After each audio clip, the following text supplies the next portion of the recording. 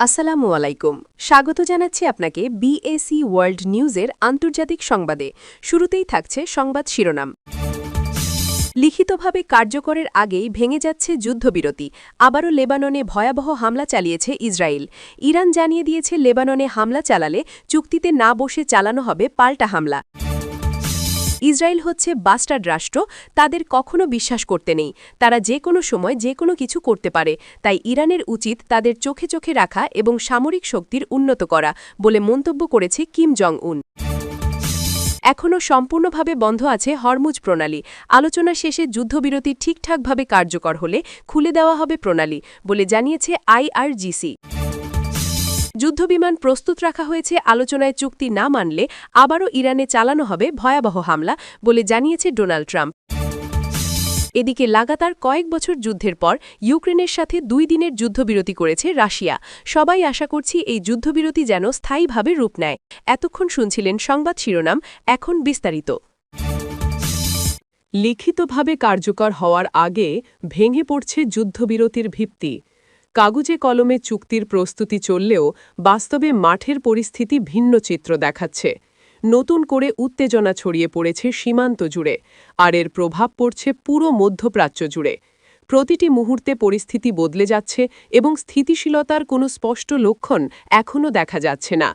এই উত্তেজনার মাঝেই আবারও লেবাননে ভয়াবহ হামলা চালিয়েছে ইসরায়েল। একাধিক এলাকায় বিস্ফোরণের ঘটনা ঘটেছে, যার ফলে পরিস্থিতি দ্রুতই নিয়ন্ত্রণের বাইরে চলে যাচ্ছে এবং স্থানীয়ভাবে আতঙ্ক ছড়িয়ে পড়েছে। সাধারণ মানুষের মধ্যে নিরাপত্তাহীনতা বেড়ে গেছে এবং অনেকেই নিরাপদ আশ্রয়ের খোঁজে এলাকা ছাড়ছে। এই হামলার পরপরই সরাসরি প্রতিক্রিয়া জানিয়েছে ইরান। তারা স্পষ্টভাবে জানিয়ে দিয়েছে, লেবাননে এ ধরনের হামলা অব্যাহত থাকলে আর কোনো ধরনের আলোচনা বা চুক্তির পথে হাঁটা হবে না, বরং সরাসরি পাল্টা হামলা চালানো হবে। তাদের এই অবস্থান স্পষ্টভাবে সংঘর্ষের দিকেই ইঙ্গিত দিচ্ছে। ইরানের এই অবস্থান স্পষ্ট করে দিচ্ছে যে তারা এখন আর কূটনৈতিক পথে সময় নষ্ট করতে আগ্রহী নয়, বরং যে কোনো আঘাতের জবাব তাৎক্ষণিকভাবে দেওয়ার প্রস্তুতি নিয়েই এগোচ্ছে, যা পরিস্থিতিকে আরও বিপজ্জনক করে তুলছে।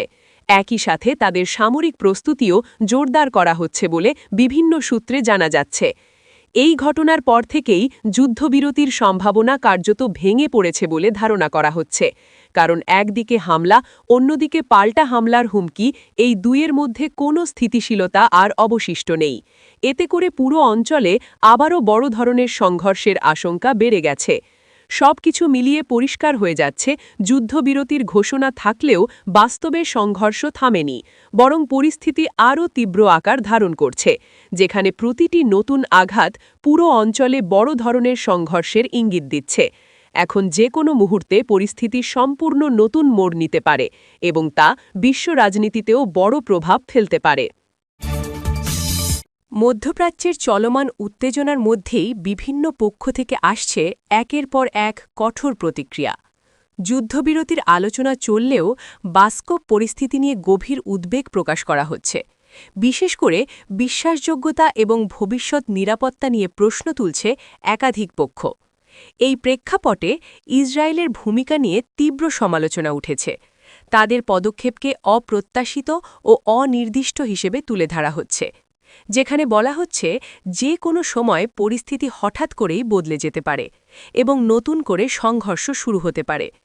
এমন অবস্থায় সরাসরি মন্তব্য করেছেন কিম জং উন। তিনি বলেছেন, ইসরায়েলকে সহজভাবে নেওয়া উচিত নয় এবং তাদের ওপর সম্পূর্ণ আস্থা রাখা ঝুঁকিপূর্ণ হতে পারে, কারণ তাদের পদক্ষেপ অনেক সময় হঠাৎ ও কঠোর হয়ে ওঠে। তার বক্তব্যে আরও উঠে এসেছে, বর্তমান পরিস্থিতিতে ইরানের সর্বোচ্চ সতর্ক অবস্থানে থাকা প্রয়োজন। প্রতিটি পদক্ষেপ নজরদারির মধ্যে রাখতে হবে এবং সম্ভাব্য হুমকির জন্য সব সময় প্রস্তুত থাকতে হবে। তিনি জোর দিয়ে বলেছেন, শুধু নজরদারি নয়, সামরিক শক্তিকেও আরও আধুনিক ও শক্তিশালী করা জরুরি, কারণ ভবিষ্যতে যে কোনো ধরনের সংঘর্ষ মোকাবেলায় প্রস্তুতি থাকাটাই এখন সবচেয়ে গুরুত্বপূর্ণ বিষয় হয়ে দাঁড়িয়েছে। সব মিলিয়ে এই মন্তব্য নতুন করে উত্তেজনার মাত্রা বাড়িয়ে দিয়েছে। এতে স্পষ্ট হয়ে যাচ্ছে, যুদ্ধবিরতির আলোচনা চললেও আস্থার সংকট এখনও কাটেনি এবং পরিস্থিতি যে কোনো সময় আবারও নতুন করে সংঘর্ষের দিকে মোড় নিতে পারে। এখনও সম্পূর্ণভাবে বন্ধ রয়েছে হরমুজ প্রণালী, যার কারণে বৈশ্বিক জ্বালানি সরবরাহে তৈরি হয়েছে চাপ এবং উদ্বেগ। বিশ্বের অন্যতম গুরুত্বপূর্ণ এই সমুদ্রপথ বন্ধ থাকায় তেলের বাজারে অস্থিরতা বেড়েছে এবং বিভিন্ন দেশ পরিস্থিতি নিবিড়ভাবে পর্যবেক্ষণ করছে। এই প্রণালী বন্ধ থাকার ফলে আন্তর্জাতিক বাণিজ্যেও প্রভাব পড়ছে।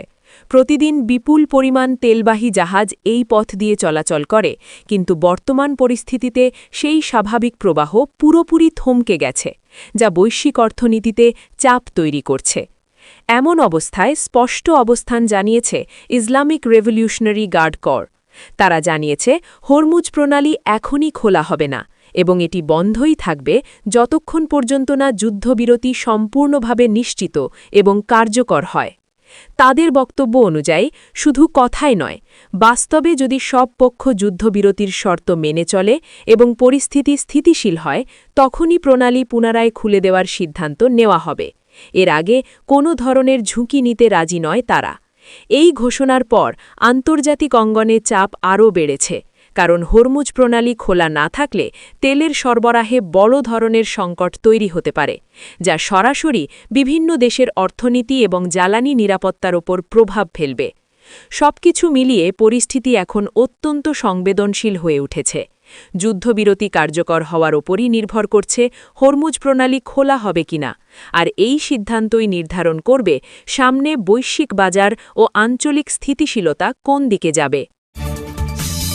আলোচনা চললেও সামরিক প্রস্তুতি থেমে নেই, বরং সমান্তরালভাবে শক্ত অবস্থান ধরে রাখছে যুক্তরাষ্ট্র। কূটনৈতিক টেবিলে সমঝোতার চেষ্টা থাকলেও মাঠে প্রস্তুত রাখা হয়েছে যুদ্ধের সব উপকরণ, যা পরিস্থিতিকে আরও চাপের মধ্যে রাখছে এবং উত্তেজনা কমার বদলে বাড়িয়ে দিচ্ছে। এই প্রেক্ষাপটে বিশেষভাবে প্রস্তুত রাখা হয়েছে যুদ্ধবিমান, যেগুলো যে কোনো সময় অভিযান চালানোর জন্য প্রস্তুত অবস্থায় রয়েছে। আকাশপথে দ্রুত হামলার সক্ষমতা বজায় রাখতে ঘাঁটিগুলোতে বাড়ানো হয়েছে তৎপরতা এবং সেনা সদস্যদেরও উচ্চ সতর্কতায় রাখা হয়েছে। এমন অবস্থায় সরাসরি কঠোর বার্তা দিয়েছেন ডোনাল্ড ট্রাম্প। তিনি জানিয়েছেন, আলোচনায় যদি চুক্তির শর্ত মানা না হয় তাহলে যুক্তরাষ্ট্র আবারও সামরিক পদক্ষেপ নিতে দ্বিধা করবে না এবং পরিস্থিতি দ্রুতই যুদ্ধের দিকে মোড় নিতে পারে। তার বক্তব্যে উঠে এসেছে আরও স্পষ্ট হুঁশিয়ারি। তিনি বলেছেন, প্রয়োজনে আবারও ইরানের ওপর ভয়াবহ হামলা চালানো হবে। এই মন্তব্যের মাধ্যমে বোঝানো হয়েছে, কূটনৈতিক পথ ব্যর্থ হলে সামরিক শক্তিই হবে পরবর্তী পদক্ষেপ। এই ঘোষণার পর আন্তর্জাতিক অঙ্গনে নতুন করে উত্তেজনা ছড়িয়ে পড়েছে, কারণ আলোচনার মাঝেই এমন আক্রমণাত্মক অবস্থান পরিস্থিতিকে আরও অনিশ্চিত করে তুলছে এবং যে কোনো সময় বড় ধরনের সংঘর্ষ শুরু হওয়ার আশঙ্কা বাড়িয়ে দিচ্ছে। সব মিলিয়ে স্পষ্ট হয়ে যাচ্ছে, শান্তির আলোচনা চললেও যুদ্ধের সম্ভাবনা এখনও পুরোপুরি শেষ হয়নি, বরং প্রতিটি মুহূর্তে পরিস্থিতি এমন এক পর্যায়ে দাঁড়িয়ে আছে যেখানে একটি সিদ্ধান্তই আবারও বড় ধরনের সংঘর্ষের সূচনা করতে পারে। দীর্ঘ সময় ধরে চলা সংঘর্ষের পর অবশেষে কিছুটা স্বস্তির খবর এসেছে পূর্ব ইউরোপ থেকে। টানা কয়েক বছর ধরে চলা যুদ্ধ পরিস্থিতি সাধারণ মানুষের জীবনকে কঠিন করে তুলেছিল, আর সেই প্রেক্ষাপটে হঠাৎ করেই এই যুদ্ধবিরতির ঘোষণা নতুন করে আশার আলো দেখাচ্ছে। এদিকে রাশিয়া এবং ইউক্রেনের মধ্যে 2 দিনের জন্য যুদ্ধবিরতি কার্যকর করা হয়েছে। নির্দিষ্ট সময়ের জন্য এই বিরতি ঘোষণা করা হলেও এর প্রভাব কতটা গভীর হবে সেটাই এখন সবচেয়ে বড় প্রশ্ন হয়ে দাঁড়িয়েছে। এই যুদ্ধবিরতির ফলে সাময়িকভাবে হলেও হামলা ও পাল্টা হামলার গতি কমে এসেছে, সীমান্ত এলাকায় কিছুটা স্বস্তি ফিরেছে এবং সাধারণ মানুষও স্বাভাবিক জীবনে ফেরার ক্ষুদ্র সুযোগ পাচ্ছে, যা দীর্ঘ সময়ের পর একটি ইতিবাচক পরিবর্তন হিসেবে দেখা যাচ্ছে। তবে এই বিরতি খুবই স্বল্প সময়ের হওয়ায় অনিশ্চয়তা এখনও পুরোপুরি কাটেনি। 2 দিন পর আবার পরিস্থিতি আগের মতো হয়ে যাবে কিনা সেই শঙ্কা থেকেই যাচ্ছে এবং 2 পক্ষই এখনও সতর্ক অবস্থানে রয়েছে। আন্তর্জাতিকভাবে এই যুদ্ধবিরতিকে ইতিবাচক হিসেবে দেখা হচ্ছে। বিভিন্ন দেশ আশা করছে এই সাময়িক বিরতি হয়তো বড় ধরনের স্থায়ী সমাধানের পথে প্রথম ধাপ হয়ে উঠতে পারে এবং কূটনৈতিক আলোচনাকে আরও এগিয়ে নিতে সাহায্য করবে।